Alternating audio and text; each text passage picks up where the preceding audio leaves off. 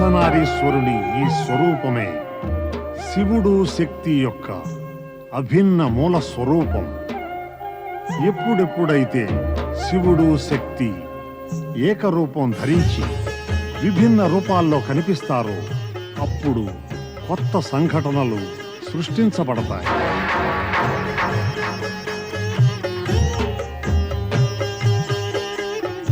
ఓ విశ్వేశ్వర, దివ్య స్వరూపులందరూ దివ్య స్థానాలు అలంకరించారు, కానీ మన స్థానం ఎక్కడా? ఎక్కడ విశ్వనాథుడు మొదటగా అవతరించి జగత్ కళ్యాణం కోరుకుంటాడో అదే మన స్థానమగును శక్తి. భూమండలంలో అటువంటి ఏ స్థానంలో తమరు అవతరిస్తారు విశ్వనాథ? కాశీయే ఆ పరమపవిత్ర స్థానం కాగలదు. అక్కడ జ్యోతిర్లింగ స్థాపన అవుతుంది. అక్కడే సమస్త జీవులకు సంపూర్ణంగా పాపాలు నశిస్తాయి. మహిమలను ఆరంభిద్దామా విశ్వనాథ?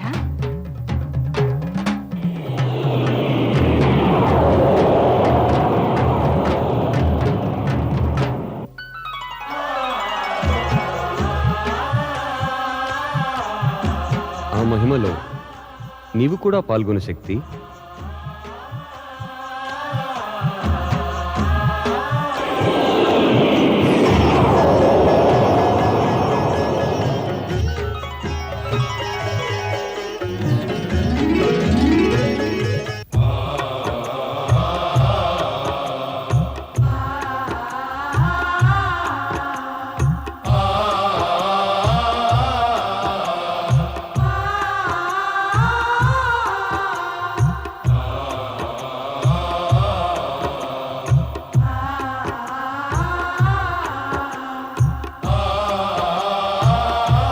మనం ఎవరం? మనకి జన్మనెవరిచ్చారు? ఎక్కడి నుంచి వచ్చాం మనం? ఎక్కడికి వెళ్తున్నాం మనం? మనకి జన్మదాత ఎవరు? ఏమిటో మనకేమీ తెలీదు.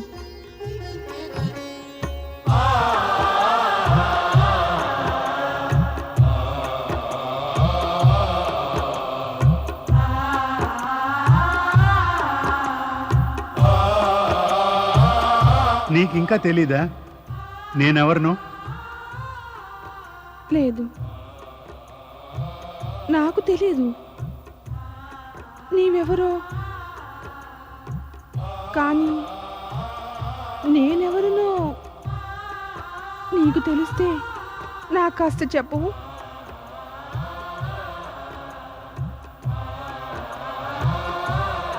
సరే, నువ్వెక్కడి నుంచి వచ్చావు? నేనా? నీవొచ్చిన చోటు నుంచే. నేనెక్కడి నుంచి వచ్చాను?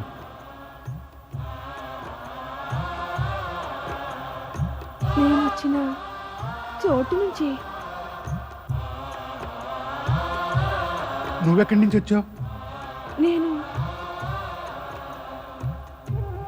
నేను నేను ఎక్కడి నుంచి వచ్చాను? నేను ఎక్కడి నుంచి వచ్చాను?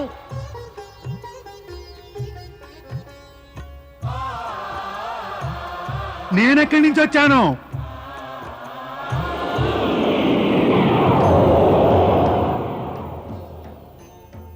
మీరు శివ శక్తుల నుంచి ఉత్పన్నమైన స్త్రీ పురుషులు. విచారాన్ని వీడి మీ తండ్రి శివుణ్ణి ఆరాధించి తపస్సు చెయ్యండి. మీ ప్రశ్నలకన్నిటికీ సమాధానాలు లభిస్తాయి.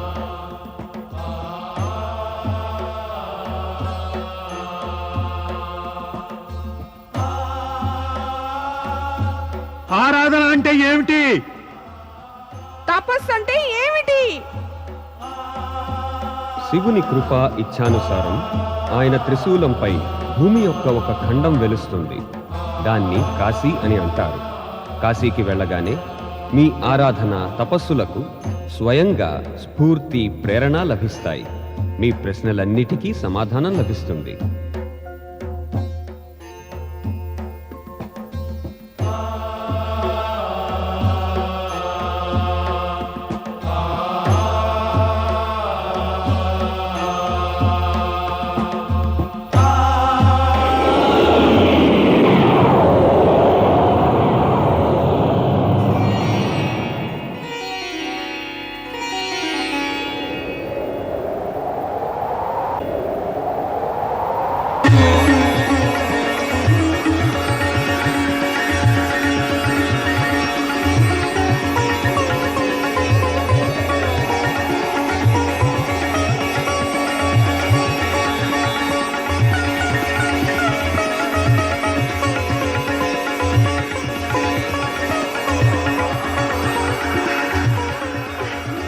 ఇదే కాశీ అనుకుంటాను.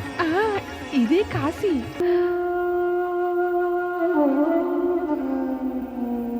అద్భుతంగా ఉంది ఈ కాశీనగరం. మది పులకిస్తోంది. ఇంతటి అలౌకిక నగరం కన్నుల పండుగగా ఉంది. మనసులో ఎటువంటి ప్రేరణ కలుగుతోందంటే శివారాధన చెయ్యాలనిపిస్తోంది. నా అంతరాత్మ కూడా అదే కోరుతోంది. ఓం నమః శివాయ. ఓం నమః శివాయ. ఓం నమః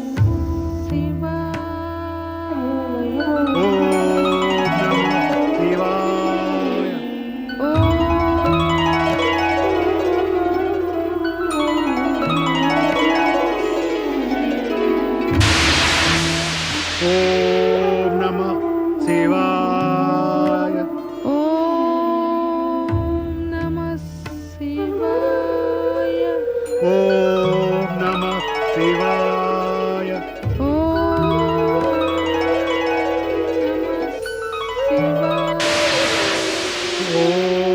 నమః శివాయ. ఓం నమః శివాయ.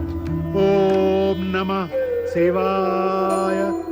ఓం నమః శివాయ. ఓం నమః శివాయ.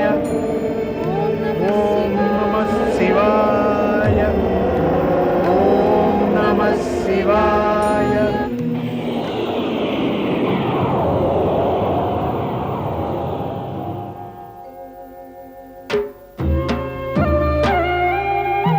ఓం నమః శివాయ.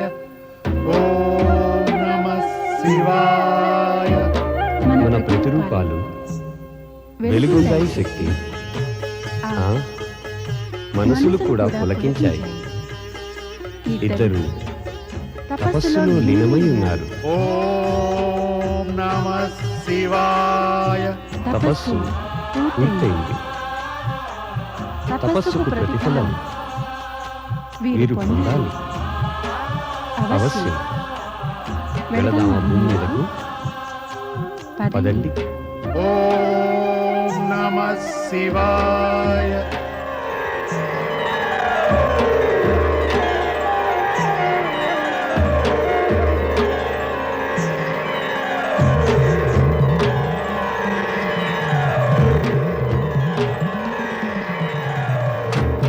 ఓం నమః శివాయ. కళ్ళు తెరవండి. మా మా నుంచి నుంచి జనించిన పురుషుడా పురుషుడా ప్రకృతి. కళ్ళు తెరవండి. మా వైపు చూడండి. మా వైపు చూడండి.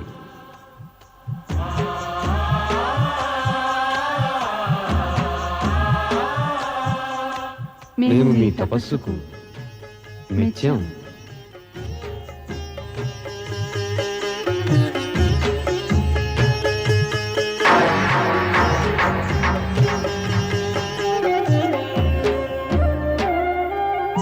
మీరు ఏ తల్లిదండ్రుల దర్శనానికై తప్పించారో వారు మేమే.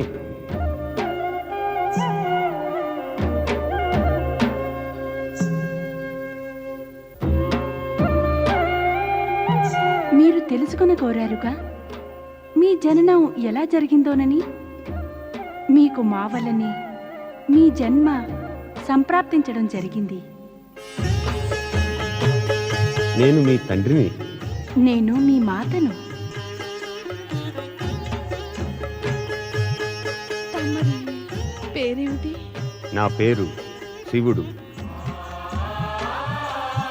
తమరి పేరేమిటి? నా పేరు శక్తి. మీరు ఇరువురు కూడా మా ఆజ్ఞను పాటిస్తూ ఆదర్శ నరనారీ రూపాలను ధరించారు. మేం మీ ఇద్దరి పట్ల ప్రసన్నంలో. కోరుకోండి ఏం కావాలో.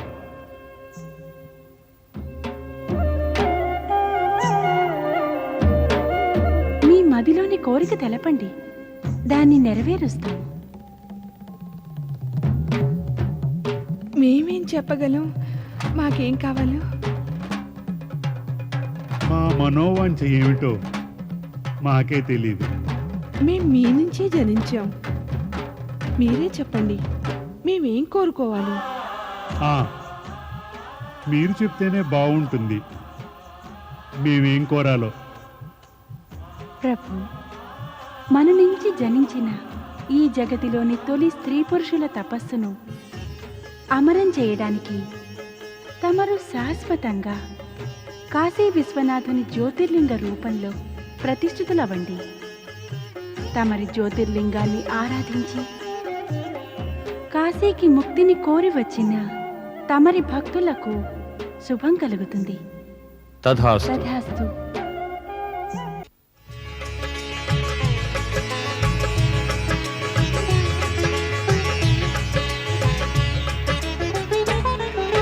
శివుని భక్తులు సంకట స్థితి వచ్చిన పిలిచిన ఎప్పుడు, శివుని భక్తులు సంకట స్థితి వచ్చిన పిలిచిన ఎప్పుడు, అప్పుడు వచ్చేను జ్యోతిర్లింగములు అజర అమర శివ శంకరుడు. అజర అమర శివ శంకరుడు, అజర అమర శివ శంకరుడు, అజర అమర శివ శంకరుడు, అజర అమర శివ శంకరుడు, అజర అమర శివ శంకరుడు, అజర అమర శివ శంకరుడు, అజర అమర శివ శంకరుడు, అజర అమర శివ శంకరుడు.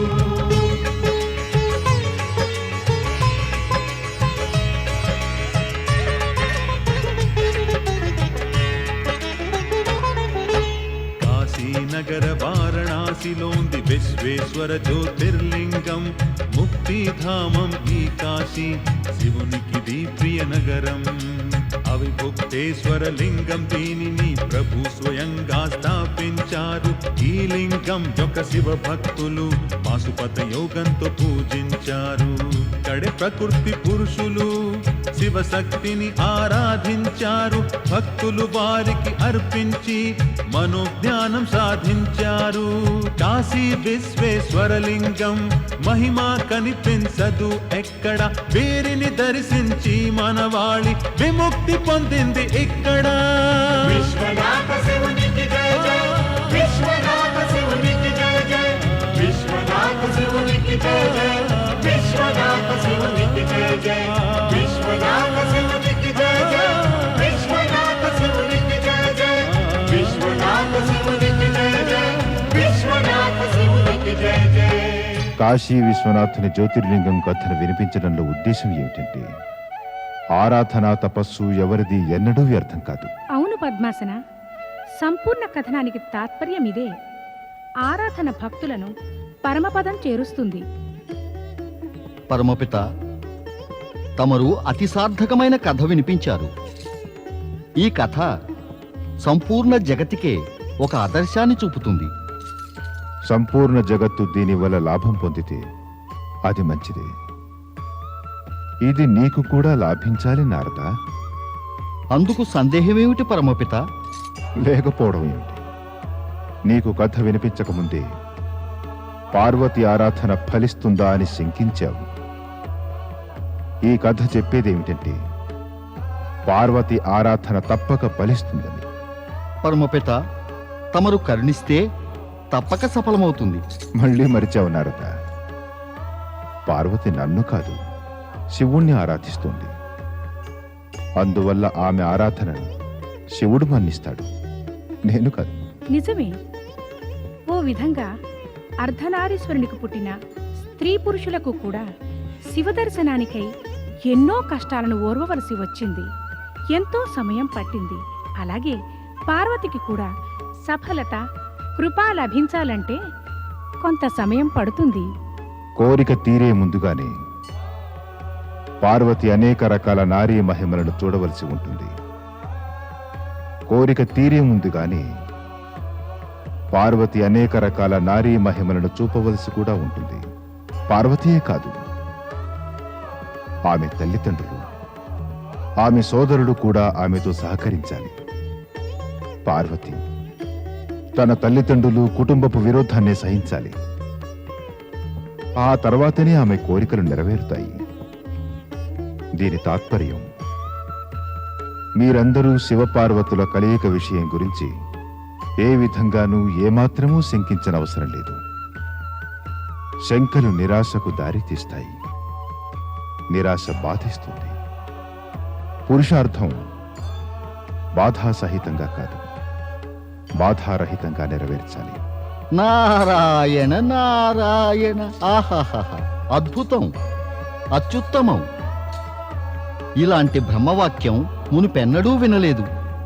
విన్నారా దేవేంద్ర? పురుషార్థం బాధారహితంగా నెరవేర్చాలి, బాధాసహితంగా కాదు. అవును దేవర్షి, విన్నాను.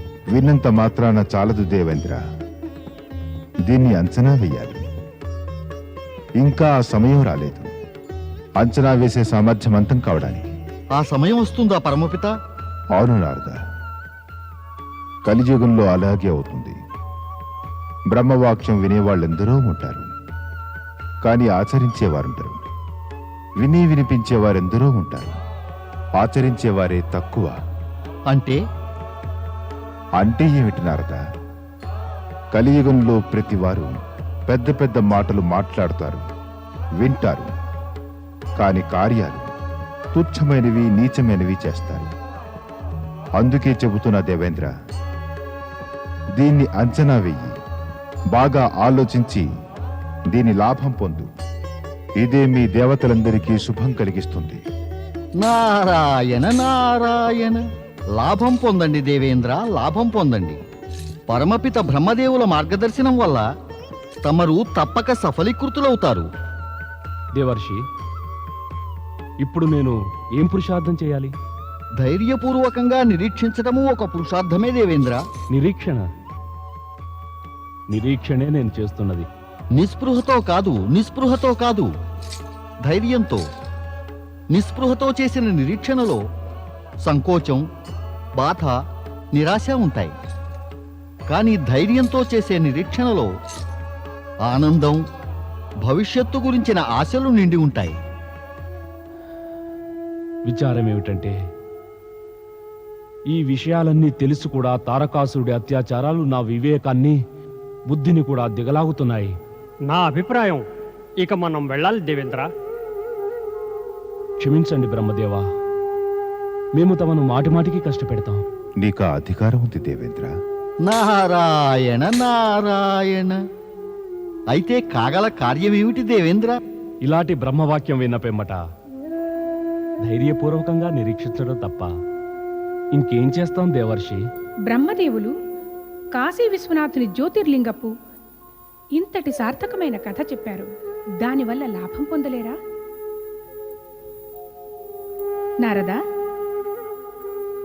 దేవేంద్రునికి నా అభిప్రాయం అర్థం కాలేదు. అమ్మా, నేను వివరిస్తాను. అర్ధనారీశ్వరుని నుంచి జన్మించిన స్త్రీ పురుషులకు శివకృప, శివదర్శనము, శివారాధన వల్లనే కలిగాయి. పార్వతి కూడా శివారాధన వల్లనే శివుని పొందగలదు. అందుకనే మనోవాంఛ తీరి సఫలత కావాలంటే శివారాధన అనివార్యమే. శివారాధన చేస్తే శివుడు ప్రసన్నుడై కోరిన ఫలాన్నిస్తాడు. బ్రహ్మదేవా, కేవలం నేనే కాదు, మా దేవతలందరము కలిసి శివారాధన చేస్తాం. అవశ్యం చేస్తాం. కళ్యాణమస్తు.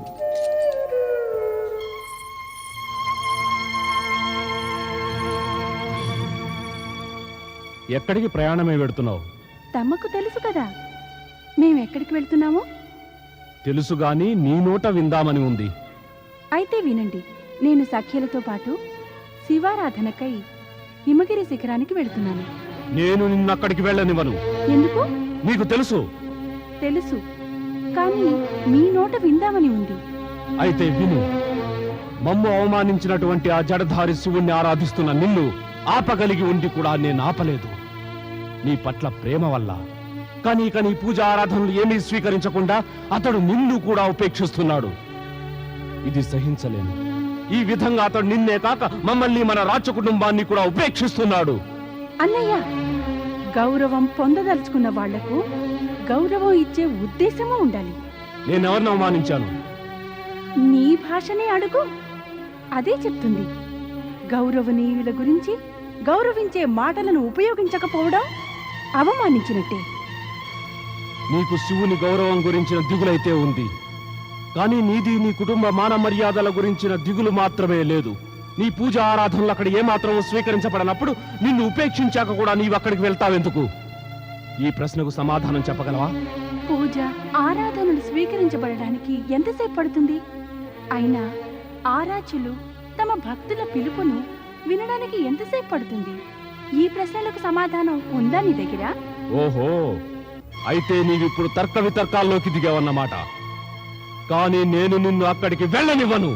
నన్ను జప తపాలు చెయ్యనివ్వకపోవడం వ్యర్థమే అన్నయ్యా. ఏదో తర్క వితర్కాల్లో ఉన్నారే మీరిద్దరూ. పితాశ్రీ, నేను తమను, అమ్మను, అన్నయ్యను చేతులు జోడించి ప్రార్థిస్తున్నాను. నన్ను శివారాధన చెయ్యనివ్వండి. ఇలా కాకపోతే నాకు ఏమాత్రమూ నచ్చదు.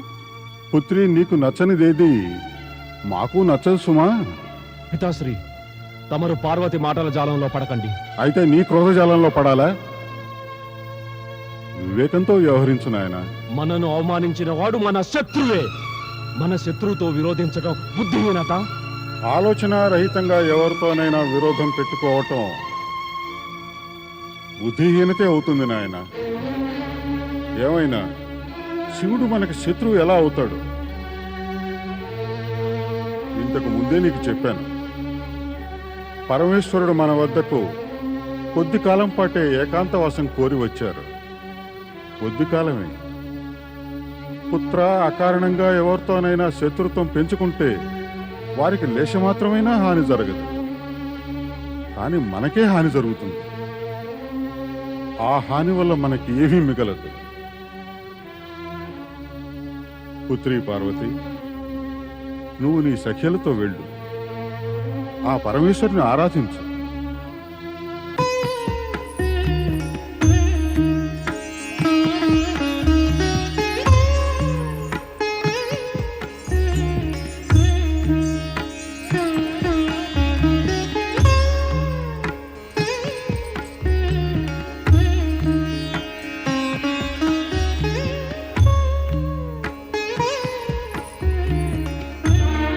ఏం చూస్తున్నారు దేవేంద్ర?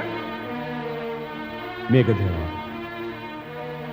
నేను చూస్తున్నది హిమవంతుని పుత్రిక పార్వతిని. ఎంతో శ్రద్ధతో, ఎంతో సమర్పిత భావంతో శివారాధనలో మునిగి ఉంది. బ్రహ్మదేవుని ఆదేశానుసారం మన లక్ష్యాన్ని సిద్ధించుకోవడానికి కాను మనం కూడా శివారాధన చేయాలి దేవేంద్ర. అవును, తప్పక చేయాల్సిందే. జయము జయము దేవరాజా ఇంద్ర, జయము. మన్మథ, మన్మథ, నీవా? నీవిక్కడ? జయనాదం విని నేను ఉలిక్కి పడ్డాను. ఓడిపోయిన ఇంద్రుడికి జయం పలికేవారు ఎవరొచ్చారా అని. క్షమించండి దేవేంద్ర. ఏమైనా గెలవటం ఓడటం అనేవి ఎప్పుడూ ఒకలాగే ఉండవు కదా. ఓడలు బళ్ళవుతాయి, బళ్ళు ఓడలవుతాయి. విధాతకే తెలియాలి కామదేవా. ఈ జయాపజయాల క్రమం ఎప్పుడు సమాప్తమవుతుందో. తమరు ఆజ్ఞాపించండి దేవేంద్ర. నేనేం సేవ చేయాలో? నా సేవ కొరకై నీవు నన్ను అడిగిన ఈ ప్రశ్నయే నీవు నాకు చేసే పెద్ద సహాయం కామదేవా. లేదు దేవేంద్ర, నావి వట్టి మాటలు కావు. చేతులతో చూపుదర్చాను.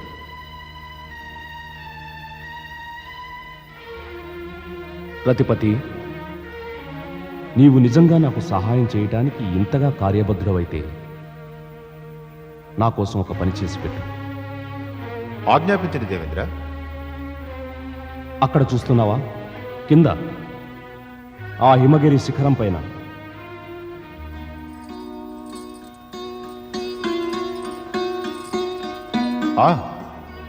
ఎవరో కన్య ఒక యోగి పుంగవుని వద్ద నిలబడి పూజార్చనలు చేస్తుంది. కామదేవా, ఆ కన్య హిమవంతుని పుత్రిక అయిన పార్వతి. ఆ యోగి ఎవరో కాదు, సాక్షాత్తు కైలాసపతి దేవాదిదేవుడు శివశంకరుడే.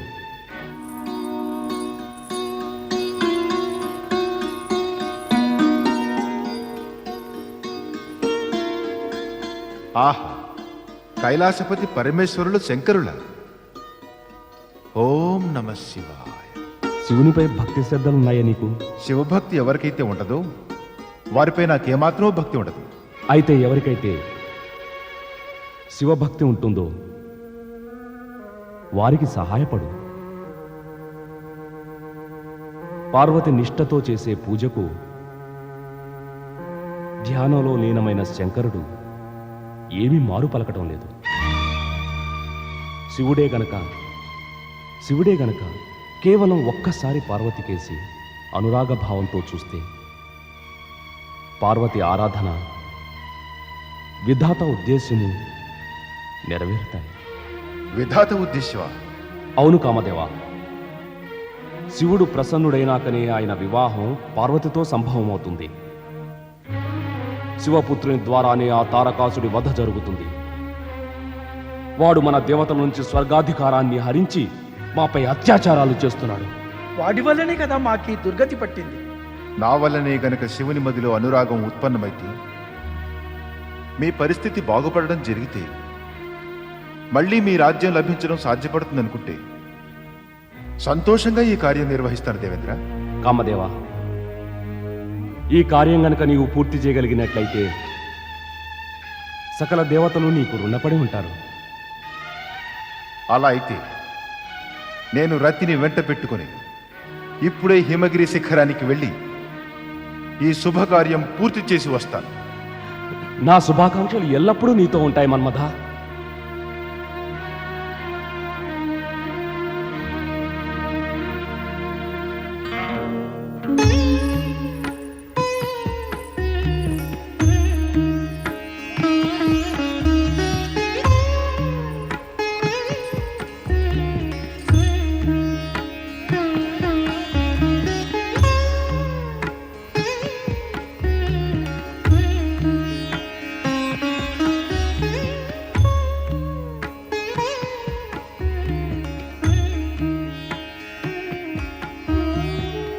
ఓ దేవాదిదేవ పరమేశ శివశంకర, నా పిలుపు వినవా ప్రభు. తమరి ధ్యానము, తమరి సమాధి లోక కళ్యాణ నిమిత్తమే కదా. ఆరాధన ద్వారా తమను పొంది తమరి అర్ధాంగినవుదామనే నా కోరిక కూడా లోకహితం కోసమే. నలు చెరగులా వ్యాపించిన అశాంతి, అత్యాచారాలు సమసిపోవటానికి తమ లౌకిక రూపాన్ని ప్రదర్శించండి ప్రభు, ప్రదర్శించండి.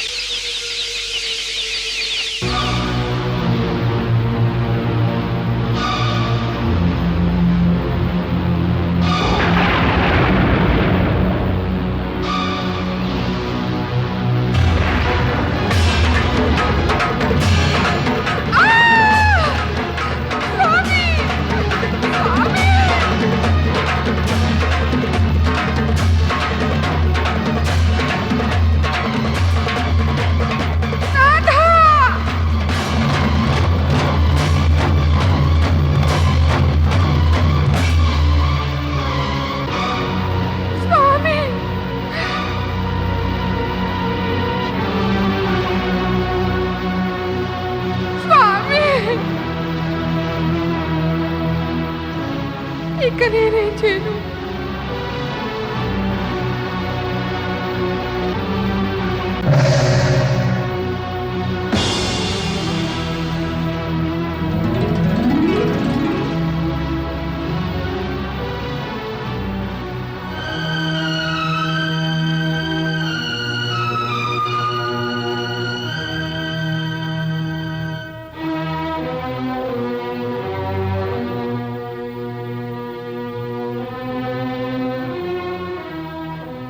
ఈ బడబాగ్ని జగత్తును సర్వనాశనం చేస్తుంది. శివుని క్రోధం అగ్ని రూపంలో మన్మధుని భస్మం చేసిన పిమ్మటి కూడా జ్వలిస్తూనే ఉంది. ఏదో ఉపాయం ఆలోచించాలి. ఓం నమః శివాయ.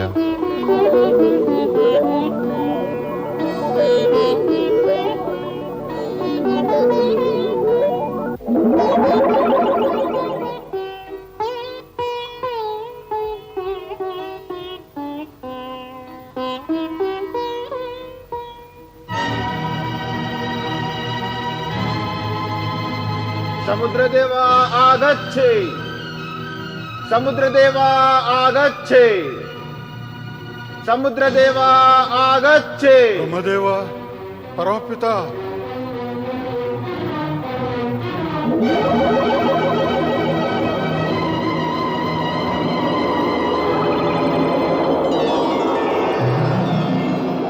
సముద్రదేవా ఆగచ్చే. పరమపిత బ్రహ్మదేవ, సముద్రదేవుని నమస్సులు స్వీకరించండి. ఆజ్ఞాపించండి, నేనే విధంగా తమకు సేవ చేయగలను. సముద్రదేవ, ఈ అశ్వాన్ని చూస్తున్నావా? దీని శరీరం నుండి అగ్ని ప్రజ్వరిల్లుతోంది. చూస్తున్నాను పరమపిత. కానీ ఈ అశ్వం, ఈ అగ్ని తమ వెంట ఎలా వచ్చాయి? సముద్రదేవ, ఇది పరమేశుని క్రోధాగ్నియే. ఇది మన్మథుణ్ణి భస్మం చేశాక కూడా జ్వలిస్తోంది.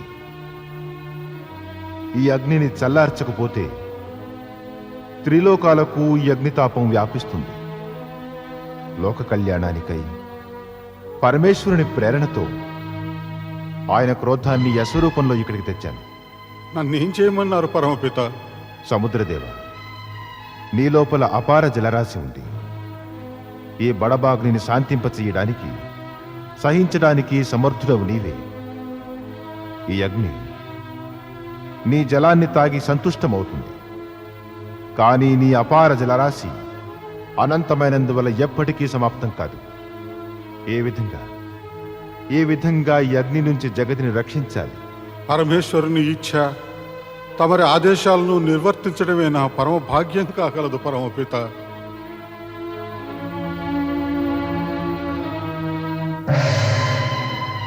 అశ్వరాజమా, ఇక దయచేయి.